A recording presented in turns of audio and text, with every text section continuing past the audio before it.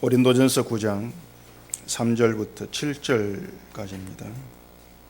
나를 비판하는 자들에게 변명할 것이 이것이니 우리가 먹고 마실 권리가 없겠느냐. 우리가 다른 사도들과 주의 형제들과 게바와 같이 믿음에 자매된 아내를 데리고 다닐 권리가 없겠느냐.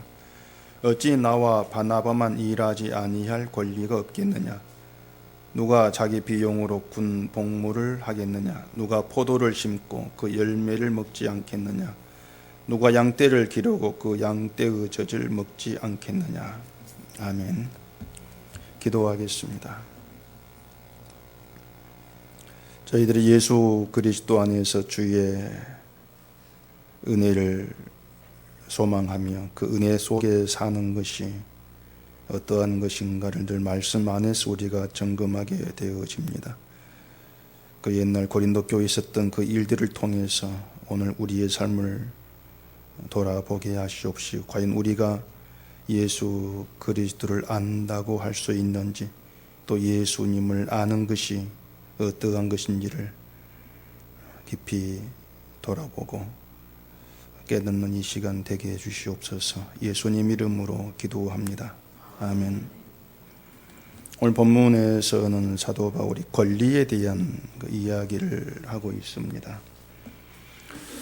사도로서 얼마든지 누릴 수 있는 권리, 그 얘기를 하고 있는 것인데, 이런 말이 바울에게서 나오게 된 것도 이제 바울을 향한 비판이 있었기 때문에 그런 것이죠. 고린도 교회 내에서 이제 사도 바울을 비판하는 그런 사람들이 있었고, 이제 바울이 자기를 향한 비판에 대해서 답을 하고 있는 것입니다. 지난 주일에 사도 바울의 그 사도직이 의심받고 있는 것에 대해서 말씀을 드렸는데, 그처럼 바울에게는 뭐 적들이 좀 많았던 것 같아요. 바울이 싫었기도 했겠고, 또 경쟁자도 있었을 것이고, 또 여러 부류들이 이제 바울의 시비를 걸고 그렇게 했었던 것이죠. 그러면 이제 바울이 왜 이렇게 이제 권리라고 하는 그 문제를 다루게 되는지 그 이유부터 생각해 보십시다. 3절 4절 보겠습니다. 나를 비판하는 자들에게 변명할 것이 이것이니 우리가 먹고 마실 권리가 없겠느냐. 자, 이 내용을 보면은 바울을 향해서 비판하는 이제 사람들이 있었고, 비판 내용은 먹고 마신 문제였다. 그렇게 우리가 짐작하게 할 수 있겠죠. 당시 사도 바울은 이제 복음을 전하면서 자기가 직접 일을 해서 생계를 유지하는 그렇게 생활을 하면서 복음을 전했습니다. 먹고 마시는 문제는 이제 바울이 일을 해서 해결을 한 것이고, 다른 말로 말하면 교회로부터 전혀 생활비를 받지를 않았다는 거죠. 생활을 위한 경비를 교회로부터 지원받지를 않았던 겁니다. 이것을 이제 이전 성경의 자비량 이렇게 얘기를 합니다. 자기 양식을 자기가 스스로 준비한다, 이러한 뜻인데, 지금의 기독교에서도 이제 주로 선교를 하는 그 분들에게 자비량 선교사 뭐 이런 단어를 종종 사용을 하기도 하죠. 다른 나라에 가서 복음 활동하는 분들이 국내 지원을 전혀 받지 않고 어떤 그 지역에서 직업을 가지거나 또 자기가 손수 일을 하면서 생계를 하면서 복음을 전하는 그런 분들을 뭐 자비량 선교사 이렇게들 이제 부르고 있습니다. 자비량에 대해서 다음 주일날 또 말씀을 드릴 것인데, 어쨌든 사도가 이제 교회로부터 지원을 받지 않고 자기 생계를 자기가 책임을 지고 있는 것은 어떻게 보면은 참 대단하다고 칭찬해 줄 수 있는 그런 문제인데, 왜 그걸 가지고 비판을 하느냐, 그런 문제가 있는 겁니다. 지금의 우리 시각에서는 도무지 비판거리가 안 되는 거예요. 왜 칭찬해 주면 칭찬해 줄지 그걸 가지고 뭐 시비 걸거나 비판할 거리가 아닌데, 근데 고린도 교회는 그걸 가지고 비판을 했더라는 겁니다. 여기에 대해서 바울이 이제 6절에 하는 말이, 어찌 나와 바나바만 일하지 아니할 권리가 없겠느냐. 일할 권리가 우리도 있다, 이러한 뜻이죠. 그리고 비판거리가 되지 않을 것 같은 일에 또 비판받는 건수가 또 하나 있죠. 바로 바울이 독신으로 다닌다. 그게 또 비판을 받던 겁니다. 이건 5절서 얘기를 하죠. 우리가 다른 사도들과 주의 형제들과 게바와 같이 믿음의 자매된 아내를 데리고 다닐 권리가 없겠느냐. 이렇게 또 바울은 독신으로 홀몸으로 또 여기저기 복음을 전하고 다녔던 여기에 대해서 비판을 이제 받았던 것입니다. 이것도 지금 우리의 사고로는 이해가 좀 잘 안 되죠.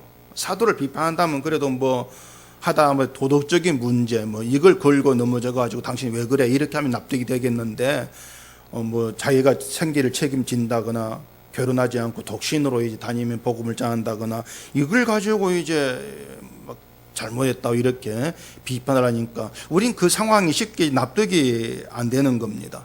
사도가 결혼을 하건 안 하건 어쨌든 그건 비판받을 건수가 안 되는 거예요. 어떻게 그게 비판을 할 수 있는 건수냐 이게 의문이 되는 것이죠.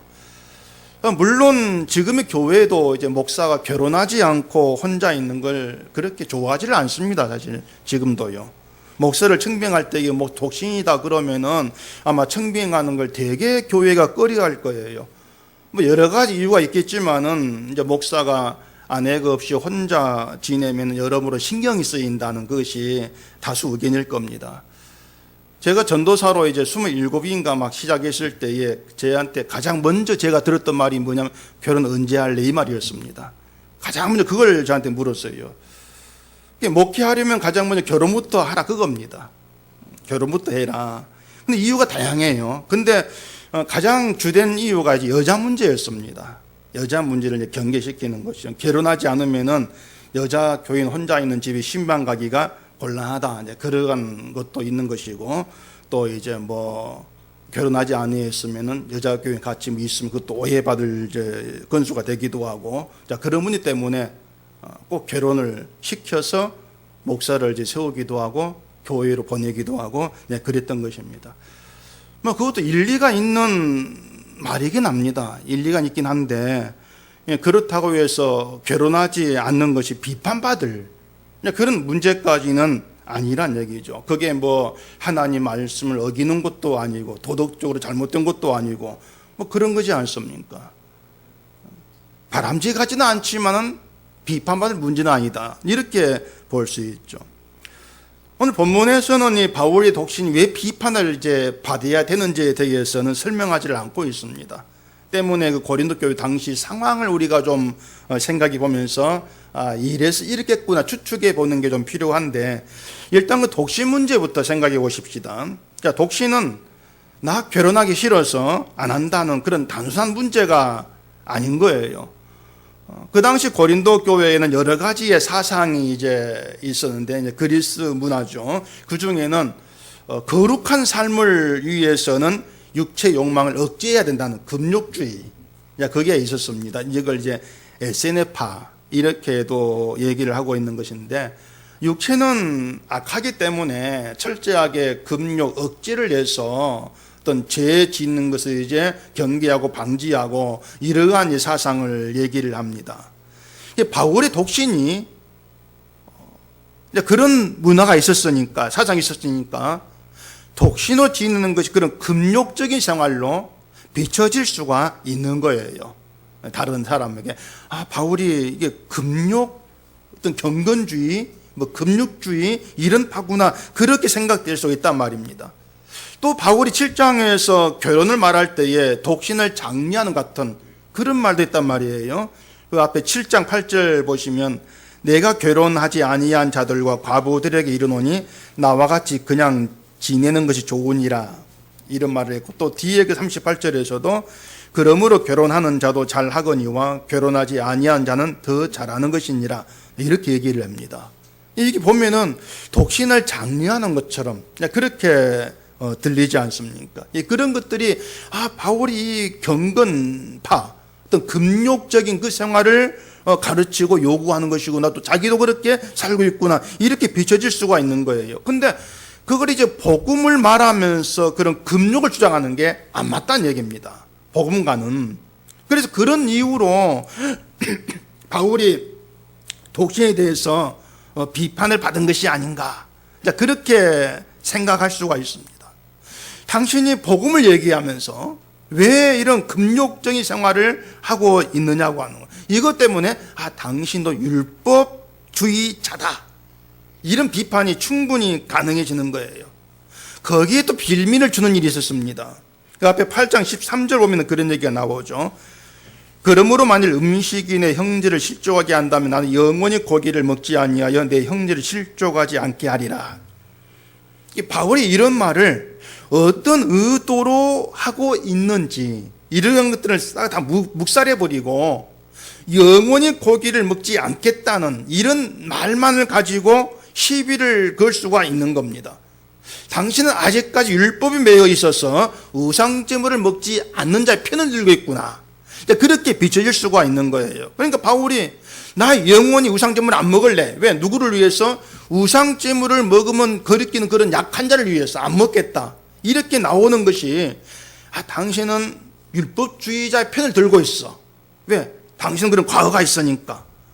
이런 식으로 그 바울에게도 우상에 대한 지식이 없어, 이렇게 막 그 시비 걸기 딱 좋은 그런 내용일 수가 있는 거예요. 그렇게 되면은 사도가 뭐 그래, 왜 그래, 이런 말을 들을 수가 있다는 얘기입니다. 이게 이제 독신론으로 인해서 비판받을 하나의 어떤 건수가 될 수가 있는 거죠. 그러면 바울이 일을 하는 거, 그 일하는 것이 왜 비판거리가 될 수 있는가, 이것도 보십시다. 사도가 교회로부터 생활비를 안 받는다, 내 생계를 내가 직접 책임진다는 건 교회 입장에서는 좋은 일일 수도 있고 좋지 않을 수도 있습니다. 재정이 넉넉한 교회라면은 생활비 주면 되니까 일하지 마, 그런 입장이 되겠죠. 반대로 어려운 교회라면은 자기 생계를 자기가 책임지는 것이 교회는 부담을 덜어주는 게 됩니다. 덜어주니까 그 좋아, 이럴 수가 있는 것이죠. 근데 사도가 일한 문제는 그렇게 접근할 내용이 아닌 거예요. 그런 문제가 아닌 겁니다. 교회에 좋냐 안 좋냐, 그게 아닌 거예요. 왜냐하면은 교회에 좋다 안 좋다 이렇게 돼버리면 결국 사도가 일하고 일 안 하고는 돈 문제로 연결돼 버린단 말입니다.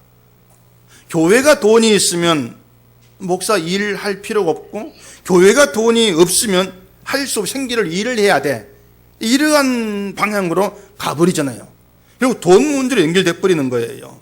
살기 위해서 일한다, 이렇게 돼버린단 말입니다. 근데 사도는요, 살기 위해서 일하는 그런 차원이 아니었던 거예요. 바울이 말한 것처럼 자기도 일하지 않고 교회로부터 지원받아서 도움받아가지고 살 권리가 있다는 것입니다, 바울도. 근데 그 권리는 안 쓰겠다는 거예요. 그 권리를 쓰지 아니하는 것 뿐입니다. 그러면 또 이런 의문을 우리가 할 수가 있습니다. 아내를 둘 권리가 있고 일하지 않을 권리도 있다면은, 그럼 여러분 입장이라면 어느 쪽으로 하겠습니까? 권리가 있다면 어느 쪽으로 하겠습니까? 가능하면 내가 편해지는 그런 쪽으로 선택하지 않겠습니까?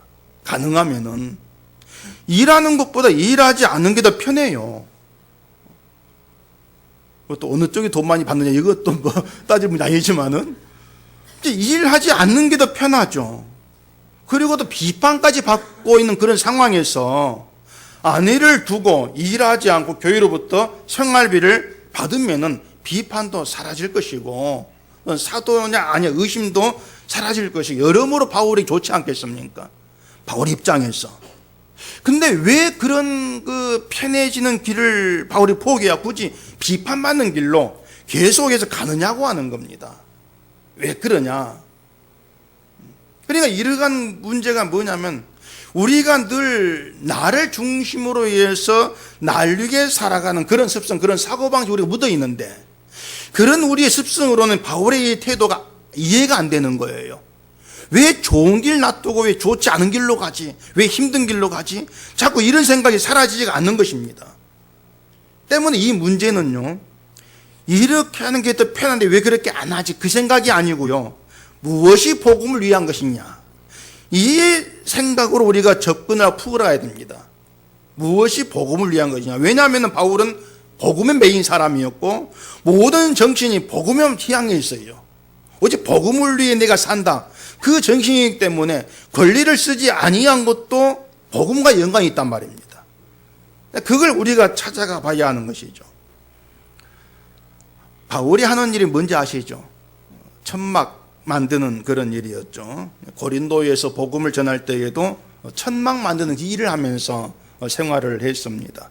확인해 볼까요? 사도행전 18장에 그 얘기가 나옵니다. 사도행전 18장 1절. 그 후에 바울이 아덴을 떠나 고린도에 이르러 아굴라라 하는 본도에서 난 유대인 한 사람을 만나니 글라우디오가 모든 유대인을 명하여 로마에서 떠나라 한 고로 그가 그 안에 브리스길라와 함께 이달리아로부터 새로 온지라 바울이 그들에게 가매 생업이 같으므로 함께 살며 일을 하니 그 생업은 천막을 만드는 것이었더라. 여기 설명을 하고 있죠. 바울이 고린도에 가서 아굴라와 브리스길라 부부를 이제 만났는데 그 사람들이 하는 일도 천막 만드는 일이었단 말입니다. 그래서 같이 살면서 같은 일을 하면서 바울은 회당에서 강론하고 복음을 전했던 거예요. 여기까지만 보면은 바울이 일을 한 것이 별 아무런 문제가 없는 것처럼 보인단 말입니다. 그런데 바울이 일을 했다는 것, 그 전에 어떤 일을 했는가를 생각해 보면은 바울이 한 일이 뭐냐, 이걸 생각하면은 비판의 이유를 우리가 짐작해 볼 수가 있습니다. 그게 뭐냐면 바울이 하필이면 천막 만드는 일을 했다 그 말입니다. 천막 만드는 일. 한마디로 말해서 일을 해도 사도로서 사도의 품위에 맞지 않은 일을 했다는 것, 이것이 비판거리가 된 것으로 그렇게 볼 수가 있습니다. 지금의 사회 분위기는 직업에 귀천이 없다 그런 분위기죠. 직업의 어떤 높고 낮음을 생각하지 않고 길게 안정된 그런 생활을 보장해 주는 그런 일로 사람들이 많이 몰리잖아요. 그래서 얼마 전에 보니까 그 청소 미화원 그런 데도 젊은 사람들이 몰려가지고 20대 몇이라든가 경쟁률이 그런 걸 제가 이제 봤는데 사회 인식이 약간 좀 달라진 거죠. 그래도 아직까지 어떤 그 직업을 가지고 따지고 또 결혼할 때 지금 뭐니까 묻지 않습니까? 안 묻습니까? 다 결혼해서 모르겠다마는 그렇게 나가잖아요. 근데 고대 사회는 더 심했지 않습니까? 고대 사회는 더구나 고린도는요 그리스 문화 영향 아래 있었기 때문에 이 그리스 문화 지혜와 어떤 지식을 굉장히 중시 높여 그걸 가치 있게 여깁니다. 지혜, 철학을 아주 가치 있게 여기는 그런 분위기인데 그런 사회에서 사도가 천막 만드는 일을 한다는 것은 굉장히 하찮은 일로 그렇게 취급될 수밖에 없는 거예요. 하찮은 일은 하찮은 사람이 하는 것을 인식된 그런 사회에 묻어 살다가 복음을 듣고 예수를 믿게 되었다 할지라도 예전 습성 그대로 나와질 수밖에 없어요. 그게 바뀌지가 않습니다. 그렇기 때문에 교회 안에서 그 그리스도 문화에 묻어있던 그 사람들이 예수를 믿지만은 사도가 천막 만드는 일을 하면서 복음을 전하는 것이 달갑지가 않았을 것이 분명하다는 얘기입니다. 왜 우리 사도가 저딴 일을 하냐 그 말이에요. 그러니까 사도답지 않은 일을 한다고 생각했을 것이고 그게 빌미가 되어가지고 비판을 받은 것이 아닌가 그렇게 생각이 된단 말이죠. 그렇게 되면은 문제가 다 달라진단 말입니다. 단지 일을 하는가 하지 아니하는가 이런 문제가 아니로 사도가 하는 일이 하찮다, 이게 이제 빌미가 되어가지고 시비를 건다는 것이 그게 과연 복음을 아는 정신이고 자유로 갈 수가 있느냐, 이 문제가 돼버리는 거예요. 그게 복음을 아는 거냐 그 말입니다. 자, 바울에게 중요한 건 오직 복음이라겠습니다. 복음이 중요하지 그 복음이 어떻게 전해지는가에 대해서는 문제가 되지를 않았습니다. 다시 말해 바울이 어떤 일을 하면서 복음을 전하냐, 이건 전혀 바울에게 중요한 것이 아니었어요. 복음이 전해지는 것만 중요했습니다. 내가 무슨 일을 하고 복음을 전하지, 이건 전혀 생각할 문제가 아니었던 거예요. 그러니까 바울이 천막 만든 일을 하건 쓰레기 치우는 일을 하든지 간에 그건 복음에 장려되는 게 아니었다는 얘기예요. 바울이 생각해서. 그렇다면은 그런 일들을 가지고 사도답지 않다고 비판을 하고 하는 그런 사고방식이 오히려 복음에 장애가 돼버리죠. 그런 사고방식 자체가. 자, 이렇게 생각해 봅시다. 교회에서 많이 들을 수 있는 말이 이제 신앙생활 잘하면 복을 받는다, 이것이란 말입니다. 그리고 교회가 말하는 복은 세상 대접받고 가치 있는 사람이 되어지는 것을 복받았다, 이렇게들 이제 생각하지 않습니까? 그런 말로 인해서 교회에 인식이 되어져 버린 게 뭐냐면은 복음은 믿는 자를 잘 되게 한다, 이렇게 인식돼 버린 거예요. 믿는 자를 잘 되게 한다. 그래서 믿음의 증거, 뭐 하나님의 사랑과 은혜를 받은 증거를 내가 잘 되는 것에서 찾는단 말입니다. 내 자식이 잘 되고 누가 잘 되고 여기에서 어떤 사랑과 은혜의 증거를 자꾸 찾으려고 하죠. 그게 복음을 회방하는 게란 말이에요. 결국에 믿음 생활 잘한 복 받습니다고 하는 그런 교회가 복음의 장애물로 존재하는 웃지 못할 상황이 되어버리는 거죠. 교회가 복음의 장애물 되어버리는 거예요. 교회가. 그게 지금의 사태입니다. 그게 어제 오늘 문제가 아니고요, 예수님의 제자들 문제였고요, 고린도 교회에 드러난 그런 문제가 되었던 거예요. 교회가 복음의 장애물이다. 근데 교회가 복음의 장애물이라고 하는 것을, 그 사실을 교회가 인정하지를 않습니다. 눈치를 못 채니까. 사실 어떤 교회가 그런 말에 동의하 받아들이겠습니까? 아, 맞다, 우리가 복음의 장애물이야. 그런 말을 쉽게 받아들일 교회가 없어요. 수요일날 그 둘째 계명 우상에 대해 말하면서 제가 했던 말이, 인간이 우상 숭배자입니다, 이런 말을 했습니다. 인간이 우상 숭배자다. 신자인 우리가 우상 숭배자라는 거예요. 기가 막히고 코가 막힐 얘기 아닙니까? 신자인데 교회를 다니는데 우상 숭배자다. 제가 은속교회니까 우상, 이런 말을 했지, 다른 교회 가면 욕먹고 남을 얘기입니다.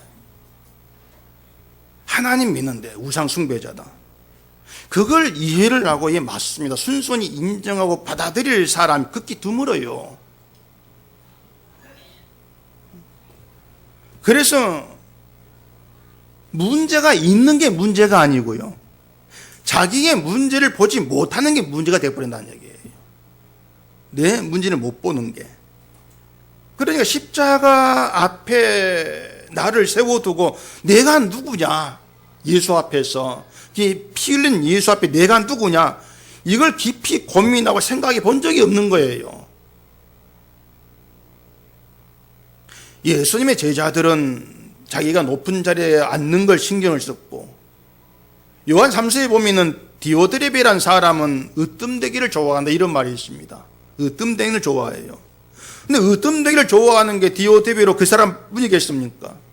모든 인간에게 박혀있는 그 성향이에요. 으뜸되는 걸 좋아하는 것이.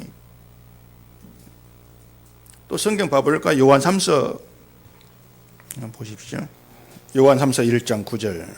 내가 두어 자를 교회에 썼으나 그들 중에 으뜸되기를 좋아하는 디오드레베가 우리를 맞아들이지 아니하니, 그러므로 내가 가면 그 행한 일을 잊지 아니하리라. 그가 악한 말로 우리를 비방하고도 오히려 부족하여 형제들을 맞아들이지도 아니하고 맞아들이고자 하는 자를 금하여 교회에서 내쫓는도다. 이 디오드레베가 교회의 어떤 재직이었다, 이런 말도 있는데, 교회에서 내가 영향력이 있는 교회에 그런 사람으로 남아있기를 원하는데, 뭔가 나보다 잘한 사람, 나보다 나은 것처럼 보이는 사람이 교회로 오는 것을 싫어하는 거예요. 막는 거죠. 왜? 내 위치가 뭔가 줄어드니까. 그래서 천막 만드는 바울이를 문제 삼고 비판하는 것이나, 으뜸되기를 좋아하는 디오드레베나 그 속성 똑같은 겁니다. 똑같은 것이고, 오늘 우리의 속성도 다르지가 않다는 겁니다. 이걸 간단하게 말하면은 복음에 관심이 없다, 그겁니다.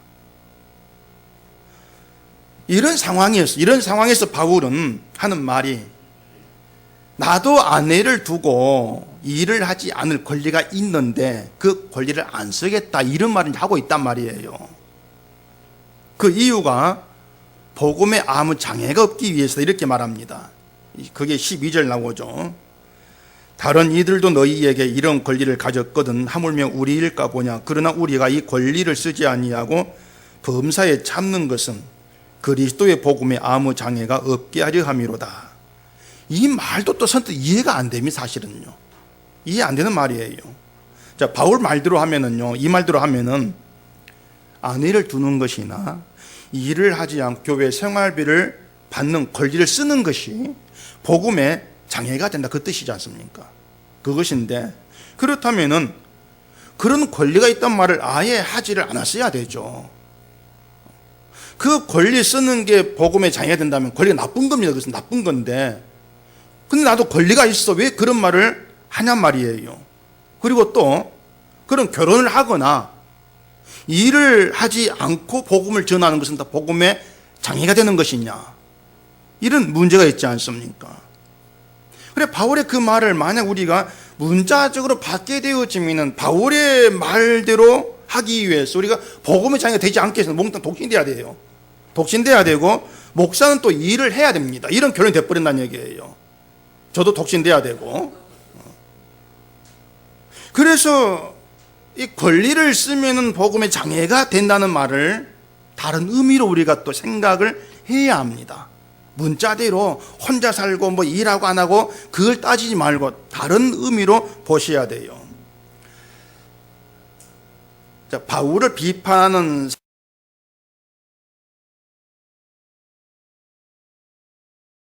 그 기준에 안 맞으니까 비판이 나온 것이죠. 근데 사도가 자기 권리를 쓴다고 하십시다. 아내도 두고 일하지 않고 교회로부터 생활비를 받는다. 권리 써가 이렇게 이제 한다 합시다. 그러면은 바울 개인적으로는 비판이 이제 뭐 사라질 수도 있고 또 사도를 인정받을 수 있고 좋은 일이라고 했죠. 바울 개인적으로는 좋은데 문제는 복음이에요. 자, 바울을 비판했던 사람들이 바울이 아내를 두고 일을 하지 않고 그렇게 바뀐 걸 보게 되면은 어떤 생각이 들까요? 어떻게 되게 생각하겠습니까? 맞다. 사도는 절해야 되지. 그 생각이 굳어지는 거예요. 바로 우리가 맞잖아. 맞으니까 사도가 저렇게 바뀌지. 그 생각이 굳어질 수밖에, 결국에 복음에 관심이 없는 사람으로 하여금 바울이 권리를 쓴 것에 인해서 오히려 복음에 더 멀어지게 한다, 그 말입니다. 이해하시겠습니까? 그래서 바울은 내가 권리를 쓰게 되면은 복음에 장애가 돼. 그렇게 얘기를 하면서 권리를 안 쓰는 거예요. 너희들 기준에 내가 안 맞추겠다는 것입니다. 이것이 오직 복음에만 관심 두고 있는 사도 바울의 생각입니다. 모든 게 복음으로만 집중되어 있습니다. 복음만 중요한 것이고 복음에 전해지는 것, 이것만 바울은 생각했을 뿐이지 내가 비판받고 내 사도직 의심받고 이건 바울이 전혀 개의치 않은 관심거리가 아니었던 거예요. 내가 자유인이 아니냐, 사도가 이런 것도 고린도 교회의 복음의 유익을 위해서 바울이 던지고 있던 그런 말이었던 것입니다. 그래서 우리가 좀 염두에 둬야 될 것이 뭔가 하면은 지금 고린도 교회는 어떤 기준을 하고 있지 않습니까? 사도는 이래야 돼. 기준을 가지고 거기 안 맞으니까 비판 던지고 있는 거예요. 우리가 염두에 둘 것은요, 하나님은 우리에게 그 어떤 기준도 두신 적이 없다는 것입니다. 아무 기준을 세우신 적이 없어요. 뭐 이게 사도다운 기준, 이게 목사다운 거, 이건 신자다운 거, 이런 기준이라고 하는 것이 복음 안에 없습니다. 하나님은 그걸 주신 적이 없어요. 그렇기 때문에 뭘 가지고도 목사다운 거, 목사답지 않은 거, 신자다운 거 아닌 거, 그런 말을 할 수가 없는 거예요. 복음 안에서는 기준이 없으니까. 제가 신학교에서 공부할 때에 목사는 반바지 입고 밖에 나가면 안 되고 집에서 넥타이 메고 있어야 되고 이걸 배웠다고 했지 않습니까? 그렇게 가르치는 그 목사님의 시간, 그게 목사다운 거예요. 집에서도 깨끗한 어떤 와이셔츠 입고 넥타이 딱 메고 있고 그게 목사답게 생각한 거예요. 근데 복음에 전해지는 일에는 그런 것들이 아무 문제가 안 된다는 얘기입니다. 반바지를 입고 있건 뭐 런닝삭시를 입고 있든지 간에 그게 복음의 어떤 전해지는 데 있어서는 문제가 안 되는 거예요. 다만 이런 건 있습니다. 만약 여러분 중에 믿음이 연약한 분이 있어가지고 목사가 반바지 입는 것을 용납하지를 못한다고 합시다. 그런 분이 있다면 목사는 반바지를 입을 권리가 있습니다. 입는데 안 입는 거예요. 그 권리를 쓰지 않고 정장만 입는다는 얘기죠. 그래서 행위는 몰라 반바지를 안 입어요. 정장만 입고. 제가 지금까지 정장을 안 입고 설교한 적이 한 번도 없습니다. 아무리 땡볕 여름이라 할지라도. 왜냐하면 저는 정장을 벗을 권리가 있는데 행여 몰라서 여러분 때문에 반바지 입으라 해도 안 입어요. 이거 습성이니까. 그런 문제가요, 생각보다 교회에 굉장히 가득히 있는 겁니다. 근데 이제 그런 문제들이, 내가 이렇게 해서 교회에 어떤 마음에 들지 않아서 교회에 안 나오면 어떻게 되지? 이런 생각이라면은 또 목사의 관심은 복음이 아닌 교회에 있다. 그렇게 드러나 버린단 말입니다. 결국 자유가 아니고 교회에 매여 있다. 또 이렇게 돼버리는 것이죠. 그렇기 때문에 이 어떤 믿음의 문제라고 하는 것은 쉽지가 않습니다. 우리의 삶에서 책장 넘겨가면서 생각 넘겨가면서 이게 복음과 어떻게 되는 것이지 늘 고민하면서 그렇게 나갈 문제지, 내가 뭐 설교하면 됐다 해가지고 다 알아. 제가 전에 말했죠. 절대 그런 일 없다고요. 여러분도 교회에 자유롭게 옷 입고 올 수가 있습니다.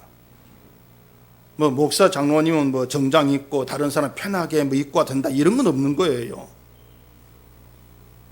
그래서 그래도 이제 우리 장로는 거의 다 정장 입고 오시잖아요. 누가 시켜서가 아니고 그냥 본인 입고 싶어서 이렇게 입고 온 거예요. 그걸 보고 장로님, 날도 더운데 왜 정장 입어? 여기 편하게 입지. 그렇게 조언해 줄 필요가 있을까요? 없습니다. 입고 오신 대로 놔두면 되는 거예요. 그냥 뭘 입든지 간에 그대로 받아주고 인정해 주는 거, 그게 자유라는 것입니다. 어떤 기준이란 게 없는 데니까. 이게 교회라고 하는 것은요, 복음 때문에 모이는 거예요. 복음 때문에 그 하나예요. 그게 우리 교회로 모여야 되는 이유예요. 옷 때문에 모이는 것도 아니고 얼굴 보려고 모이는 것도 아니지 않습니까? 복음이 우리가 모인 이유의 전부다. 그리고 그 복음 안에서 나머지는 우리가 서로 인정해 주면 되는 것들이에요. 다 인정해 주면 되는 것들. 그게 자유예요. 이게 왜 그런가 하면은 복음이 전해진다는 것은 성령의 역사하심인데 성령이 어떤 기준을 가리는 게 아니기 때문에 그렇단 말입니다. 성령이 우리에게 너희가 옷은 이렇게 입어라 그렇게 말씀하지를 않았습니다. 옷을 어떻게 입든지 간에 성령 그런 게 전혀 구애된 바 없이 하나님 택한 백성들을 복음에 머물도록 할 것이고 깨닫게 할 것이고 복음으로 그리스도 알아가도록 성령이 인도해 가실 거예요. 뭐 옷 보고 물 보면서 가리고 그게 성령 안에 없는 일이지 않습니까? 그렇게 복음에 관심을 두면 되는데 사람이 그렇게 되지를 못해요. 복음 하다가도 교회로 관심이 돌아가게 되는 것이고, 그래서 교회가 이랬으면 좋겠다는 자기 희망을 또 갖게 돼버린다는 얘기입니다. 그런데요, 여러분들이 교회에 대해서 자기 바램, 자기 희망을 갖게 되어지면 그게 나중에는 불평으로 바뀝니다. 반드시 불평으로 바뀌고 또 그게 실망으로 바뀝니다. 교회가 왜 그래? 이런 말이 나와지게 되어 있습니다. 그게 자기도 모르게 점차 복음으로 관심이 멀어지는 거예요. 자꾸 교회가 눈에 들어오는 그런 결과가 되어버린다는 얘기입니다. 아마 여러분 돌아보면은요, 지금까지 교회로 모이면서 그런 경험 숱하게 했을 겁니다. 그런 경험 하면서 왔을 거예요. 목사에 대해서도 불만이 있고 교회도 불만이 있고 나에게만 불만이 없지 뭐.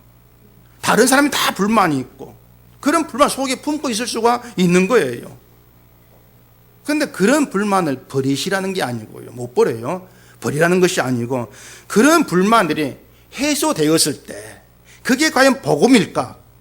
그 생각 해보시라는 말입니다. 불만이 해소된 교회, 그게 복음일까? 가령 제가 여러분께 이제 뭐 불만을 수집한다고 합시다. 군대 가면 소원수를 있는데 소원수를 받아가지고 불만사항 다 접수하고 그 불만 없애는데 제가 노력을 다 해가지고 불만을 다 없애버렸어요. 교회에. 아무것도 없어요. 자, 그러면 상상해 보세요. 교회에 불만이 전혀 없다. 목사에도 불만이 없고 서로에도 불만이 없고 불만이 없다. 그럼 그게 더 복음적인 교회가 되어 있는 것이겠습니까? 불만이 없다는 게. 아니에요. 교회가 이랬으면 좋겠다는 것은요, 다른 말로 하면 나는 복음보다 교회가 더 관심이 있습니다. 그 뜻입니다. 여러분이 원하는 목사는 어떤 목사입니까? 복음에 관심 있는 목사입니까? 교회에 관심을 두는 목사 아닙니까? 둘 다예요. 이왕이면 둘 다 절반, 반반. 요즘 반반 유행하더니 반반은 없습니다. 제 메뉴에는. 복음이냐 교회냐. 제가 늘 고민하고 또 고민하는 게 항상 그런 문제입니다. 교회 말고 복음에만 관심을 두자는 겁니다. 저도요, 늘 교회로 어떤 신경이 가고 관심이 가고 좀 이랬으면 좋겠다는 생각이 없을 수가 없어요. 그럴 때마다 제가 있는 어떤 이유, 그걸 생각을 하죠. 내가 목사로서 존재하는 어떤 가치 이유, 그걸 돌아보죠. 그럼 복음밖에 없어요. 목사라고 하는 이것도 복음을 위해 갖고 있는 것일 뿐이지 목사란 직분이 중요한 것이 아니라는 생각이 저한테 있습니다. 목사란 직분 전혀 중요한 게 아니에요. 만약에 내가 목사인데 이런 생각이 있으면 목사란 직분에 매인 게 됐죠. 목사란 직분에 매이면은 교회가 목사를 대접을 해줘야 되지. 왜 나한테 이렇게 소홀하게 해주나? 그런 생각 갖게 되는 것이고, 결국 조그만 일 가지고도 섭섭해한 마음을 떨칠 수가 없는 거예요. 목사는 교회적인 직분일 뿐이에요. 제가 지금 저에 대해 얘기하면서 여러분이 생각해보라 그 말입니다. 목사란 직분이 특별하고 중요한 게 아닌 거예요. 하나님이 세운 직분이다. 목사는 성경에 없습니다. 그거요. 다만 성경을 연구하고 예배를 인도하면서 말씀을 전할 성경 전문가가 좀 필요한데 그 일을 할 사람을 목사라는 직분을 주고 맡긴 거예요. 그냥 모든 직분이 그런 겁니다. 교회에서 어떤 봉사, 어떤 일을 맡아 하기 위해서 장로를 세우고 집사라는 직분을 나눠서 맡아 세우는 거죠. 제가 이 말씀을 드리는 것은 이 직분이 중요하다는 그 생각에서 자꾸 좀 나라는 거예요. 직분보다 중요한 건 복음이니까 어떤 직분이든지 간에 그 복음의 마음을 두시고 복음이 내 가장 중요하다고 생각을 하시고 그 복음을 알아 또 그 복음이 전달되어지는 거, 전달하고 싶어 하는 거, 그 마음으로 함께 하는 게 중요하다 그 말이죠. 그래서 우리가 그렇게 복음 안에 있게 되어진다면은 뭘 해야 복받고 어떻게 잘되고 이런 게 자연히 없게 되어져요. 없어요. 이미 예수 그리스도 안에서 성도로 여김받는 사람들이 우리가 성경도 여김받았고 복음을 알아가도록 성령으로 간섭받고 살고 있는 것인데 그게 복이 거하고 있는 거란 말입니다. 그 자체가. 그렇기 때문에 어떻게 하면 뭘 하면 이런 문제 여러분 진짜 매이지 않아도 되는 것이에요. 목사가 날 어떻게 볼까 이런 눈치 보면 없겠지만은 은석교회에 없겠지만은 그런 눈치를 본다는 게 제가 참 바보 같은 짓거리예요. 제 눈치 봐가지고 뭘 얻으려고 합니까? 저한테 잘 보인다고 제가 뭐 밥 살 것도 아니고요. 해줄 게 아무것도 없어요. 정말 목사인지 볼 이유가 없는 거예요. 왜냐하면 목사가 여러분 어떻게 보고 어떻게 생각하는지 간에 여러분 이미 예수께로부터 부름받은 성도란 말입니다. 제가 부른 게 아니고 예수께로부터 부름받아 나와 있어요. 이미 성도 되었어요. 성도 되었는데 뭐 기도 안 한다고 성경 안 본다고 뭐 그게 취소되는 게 아니란 얘기입니다. 그러니까 발 쭉 뻗고 기도하지 마세요. 바꿔들식 기도 좀 하셔야 됩니다. 그러니까 우리가 이미 예수께로부터 부름받고 성도가 된 자로 모인다고 하는 것이 우리에게 묻혀 있다면은 내가 뭘 못한다는 이러한 걸 가지고 주눅들 이유가 없는 겁니다. 그게 교회란 것입니다. 근데 교회는요, 뭘 하고 안 하고 이런 걸 가지고 제발 주눅들고 뭐 나 으쌰으쌰 하고 그런 게 없어요. 만약에 목사가 저 사람 기도를 참 많이 하니까 교회 일을 많이 하니까 신자다 우리 교회 필요해 이런 식으로 사람을 평가하고 본다면은 그 목사가 복음이 있지 않은 겁니다. 그 가짜 목사죠. 그러니까 우리가 예수 그리스도 안에 들어와 있다. 우리 발로 아니고 부름 받아서 들어와 있다고 생각을 하시라는 얘기입니다. 내가 뭐 돈 주고 들어온 것도 아니고 내가 일을 잘한 게 있어가지고 들어온 것도 아니고 뭐 얼굴 이뻐 들어온 것도 아니고 착하 들어온 것도 아니에요. 아무 그런 조건이 없어요.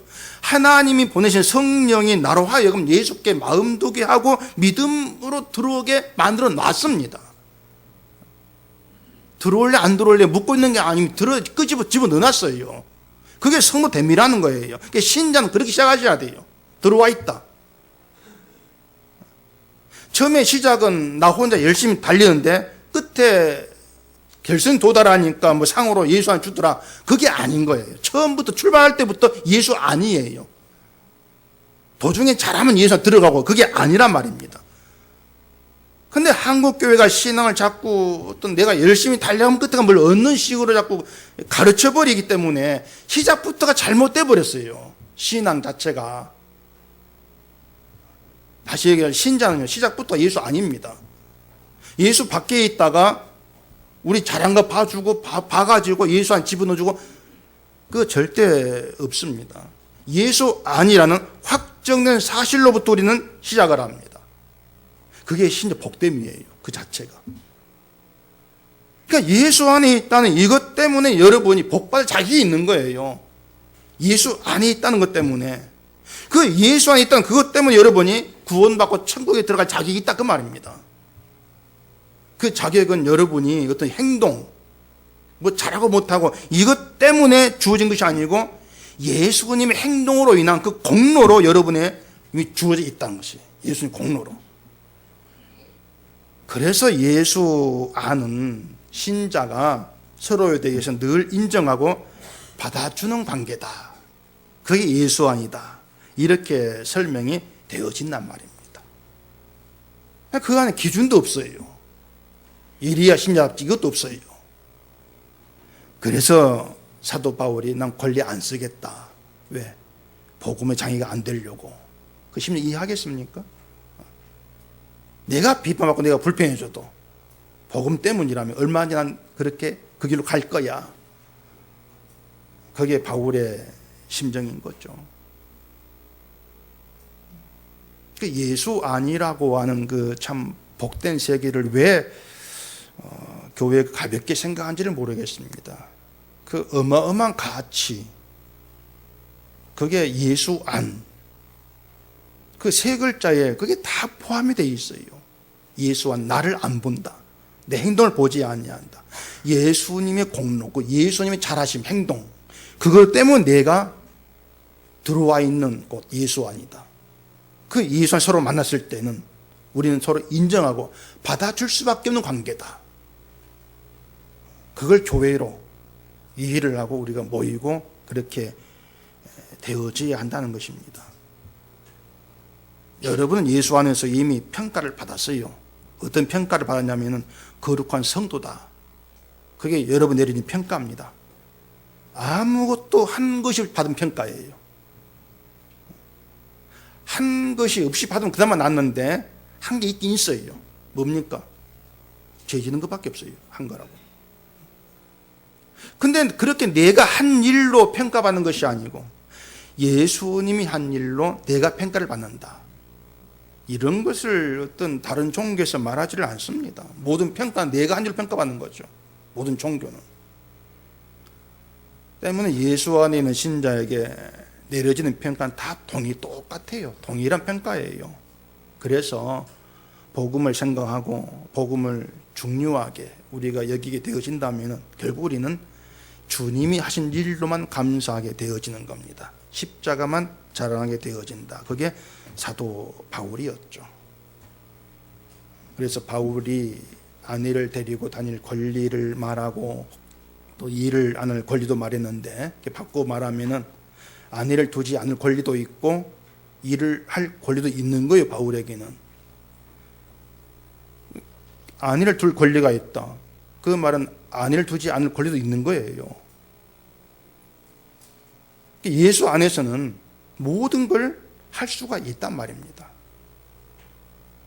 예수 안에 산다. 여기에 우리의 눈이 열려지고 예수 안에 사는 것이 세상을 살아가는 것과 어떻게 다른가를 좀 알아가면은 예수님의 자유를 우리가 알게 되어집니다.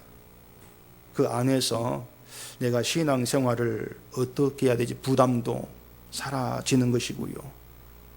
사람 눈치 보면서 내가 신앙 좋다는 어떤 인정을 받아야 될 이유도 사라지게 되는 것이고, 다만 예수께서 피 흘려 죽으신 그 은혜가 베풀어진 건 내가 예수 안에 부름받아 있게 되어진 것, 이것이 나의 가장 복된 것이다. 그렇게 믿고 살면 되는 것입니다. 그게 예수 안에 있어 주어진 여러분의 권리예요. 주님의 은혜가 가장 복된 겁니다.